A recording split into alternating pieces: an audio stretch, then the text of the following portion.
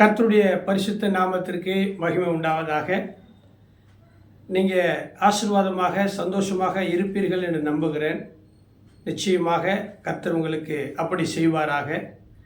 40 நாட்கள் அதிகாலை மற்றும் உபவாச நாட்களில் இன்றைக்கு 4வது நாட்கள் தேவ சமூகத்தில் நாங்கள் சபையாராய் ஊழியர்களாய் கருத்தாய் உங்களுக்காக செபித்திருக்கிறோம். ஆகவே நிச்சயமாய் நீங்கள் சந்தோஷமாக இருப்பீங்க.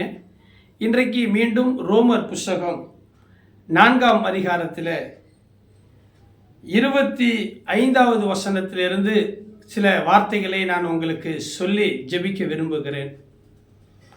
இந்த ரோமர் நிருபத்தில் 4ஆம் அதிகாரத்தில் கடைசி வசனம் சொல்லுது, அவர் நம்முடைய பாவங்களுக்காக ஒப்பு கொடுக்கப்பட்டும் நாம் நீதிமான்களாக்கப்படுவதற்காக எழுப்பப்பட்டும் இருக்கிறார் என்று பவுல் எழுதுகிறார். ஒரு பாவமும் அறியாத இயேசு கிறிஸ்துவுக்கு சிலுவையில் மரண தண்டனை விதிக்கப்பட்டது. பறிக்கப்படுகிற கடைசி சத்துரு மரணம். அந்த மரணத்தை தன்னுடைய ஜீவனை கொடுத்து அந்த மரணத்தை மேற்கொண்டார். அந்த மரணத்தை ஜெயித்தார். யாருக்காக? நம் ஒவ்வொருவருக்காக. இங்கே பவுல் உணர்ந்து அந்த ரோமாபுரி பட்டணத்தில் இருக்கிற சகல மனிதர்களுக்கும் சொல்லுகிறது தான் இன்றைய செய்தி. அவர் நமக்காக, நம்முடைய பாவங்களுக்காக ஒப்பு கொடுக்கப்பட்டார். சிலுவையில் அவர் அறையப்படலை. நம்ம சொல்கிறோம் சிலுவையில் அறைந்தார், வாஸ்தவம் தான்.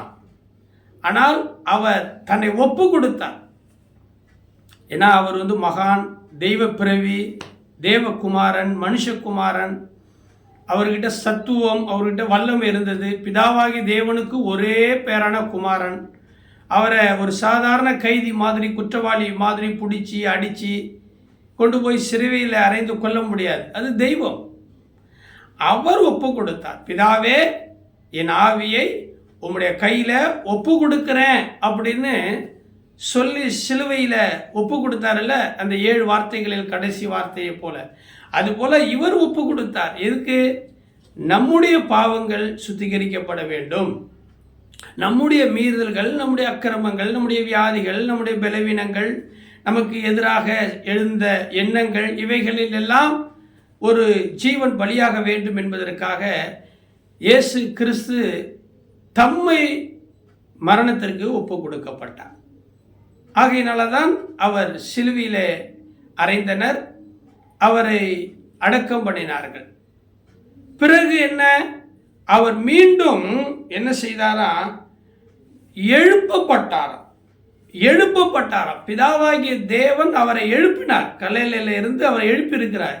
எதுக்காக எழுப்பணும் பாருங்க? நாம் நீதிமான்களாக்கப்பட வேண்டும். இந்த காணொலியை பார்க்கிற அன்பு சகோதர சகோதரிகளே, நாம் நீதிமான்களாக்கப்பட வேண்டும் என்பதுதான் தேவனுடைய சித்தம். நாம் கனி கொடுக்க வேண்டும். ஒரு தோட்டத்தில் ஒரு விதையை விதைக்கிறோம், அல்லது ஒரு செடியை, ஒரு மரத்தை நாட்டுகிறோம் அப்படின்னு சொன்னால் அது பூக்கணும், அது காய்க்கணும், அது கனி கொடுக்கணும் இல்லையா? அதுக்காக தானே அந்த தோட்டத்தில் அந்த செடிகள் விதைக்கப்படுகிறது.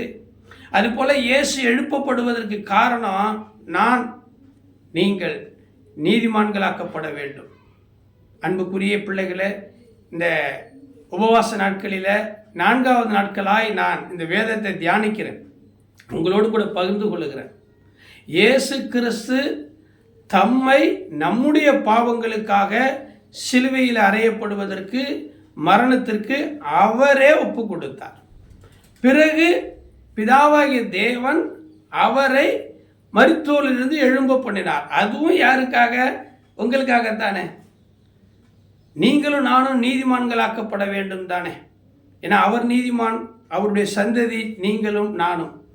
ஆகவே இந்த அருமையான வேத பகுதியின் மூலமாய் ஆண்டவராகிய இயேசு கிறிஸ்து நம்முடைய பாவங்களுக்காக சிலுவையில் அறையப்பட்ட ஒப்பு கொடுக்கப்பட்டவரும், நாம் நீதிமான்களாக்கப்படுவதற்காக கல்லறையிலிருந்து எழுப்பப்பட்டவருமாய் இருக்கிறார் என்கிற நற்செய்தியை பலருக்கு சொல்லுவோம். அவர்கள் அதை அறிந்து கொள்ளட்டும், அவர்கள் ஆசீர்வதிக்கப்படட்டும். கர்த்தர் உங்களுக்காக யாவை செய்து முடிப்பார். ஜெபிப்போமா? அன்பின் ஆண்டவரே, இந்த 40 நாட்கள் அதிகாலை மற்றும் உபவாச நேரத்தில் பல நாடுகள் பல தேசங்களில் இருக்கிற திருச்சபை போதகர்கள், அப்போஸ்தலர்கள், மேய்ப்பர்கள், தீர்க்கதரிசிகள், சுவிசேஷகர்கள் மற்றும் பொதுமக்கள், புறஜாதிகள் என அநேகர் கேட்கிறாங்கப்பா. இந்த சமூக வலைதளங்கள், யூடியூப் வழியாக, வாட்ஸ்அப் வழியாக, முகநூல் வழியாக இந்த செய்தியை இந்த காணொளி மூலமாய் பார்க்கிற கேட்கிறவர்கள் ஆண்டவராய் கர்த்தாவே பயமில்லாமல் திகிலில்லாமல் அவர்கள் ஆசீர்வாதமாய் வாழ உதவி செய்யும்.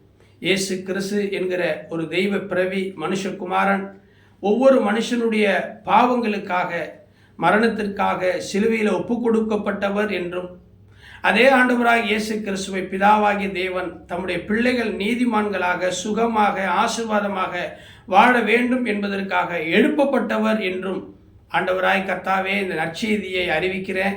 இதை அறிந்து கொள்ளட்டும். இவர்களுடைய வாழ்க்கை ஆண்டவரை நீதிமானுடைய சந்ததியை போல இருக்கட்டும். இயேசு கிறிஸ்துவின் நாமத்தினால நீதிமான் 7 முறை 70 முறை விழுந்தாலும் எழுந்திருப்பான், அவன் தள்ளுண்டு போவதில்லை. அதுபோல விழுந்து கிடக்கிற ஆண்டவரே திருச்சபை, விழுந்து கிடக்கிற போதகர்கள், விழுந்து கிடக்கிற விசுவாசிகள், விழுந்து கிடக்கிற தேசங்கள் எல்லாம் ஆண்டவரே மீண்டும் ஆண்டவராக இயேசு உயிர்த்தெழுந்தது போல உயிர்த்தெழுந்து இந்த பூமியில பூத்து காய்த்து கனி தரட்டும். இயேசுவின் நாமத்தினால ஜெபிக்கிற நல்ல பிதாவே, ஆமென். God bless you.